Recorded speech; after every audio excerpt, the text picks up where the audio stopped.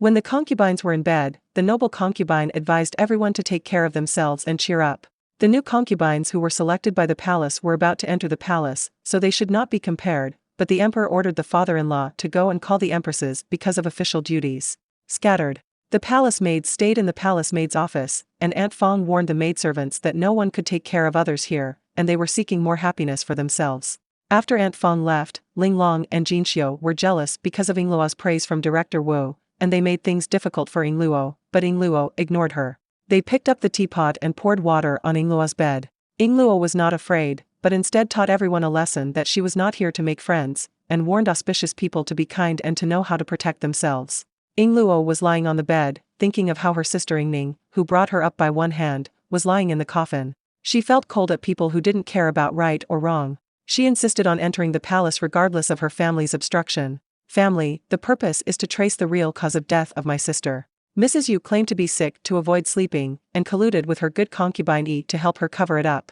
The imperial concubine noticed that concubine Yi was strange, so she took the imperial doctor to the Yanxi Palace, not only helped the nobleman to take the pulse, but also gave the loquat paste to treat her cough. Yu Gui was pregnant and had no diagnosis yet, so she discussed with the concubine and did not tell others, for fear of being harmed by others.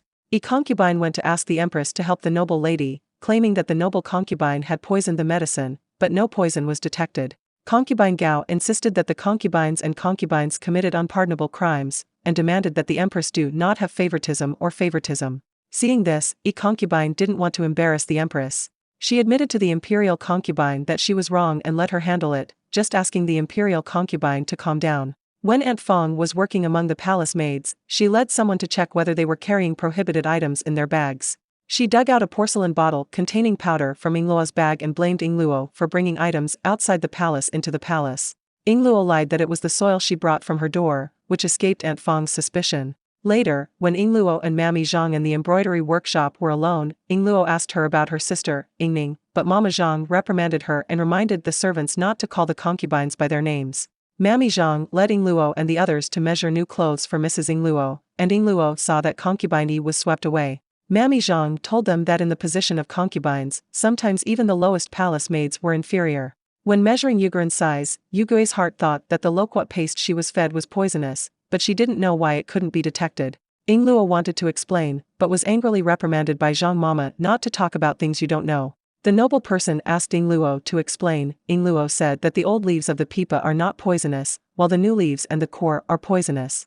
Mrs. Yu wanted to bring Yingluo to the empress to explain the situation. When Mammy Zhang saw this, she begged Mrs. Yu to let her go, saying that she didn't understand anything until she entered the palace. Yu Guiren decided not to make it difficult for them to make a petition on their own, but closed the door.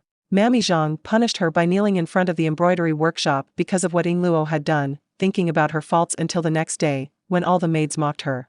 Mammy Zhang approached Yingluo and asked her if she knew what was wrong. Yingluo knew that Mama Zhang cared about her, but she frankly admitted that she was not wrong and did not want to admit it. Mammy Zhang took Yingluo to see the scene of a concubine hanging herself and warned her that this was the end of her outspokenness, and Yingluo was shocked. Yu Guiren was stimulated by a concubine's death, and when she saw Yingluo, she asked her to explain the truth, but was stopped by Zhang Mao.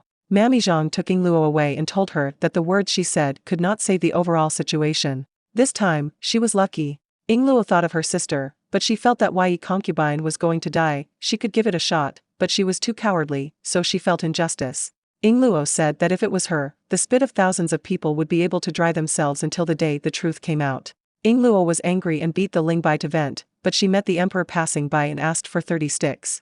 Upon seeing this, Yingluo said that she had just entered the palace and did not know Lingbai, and explained that she had a reason.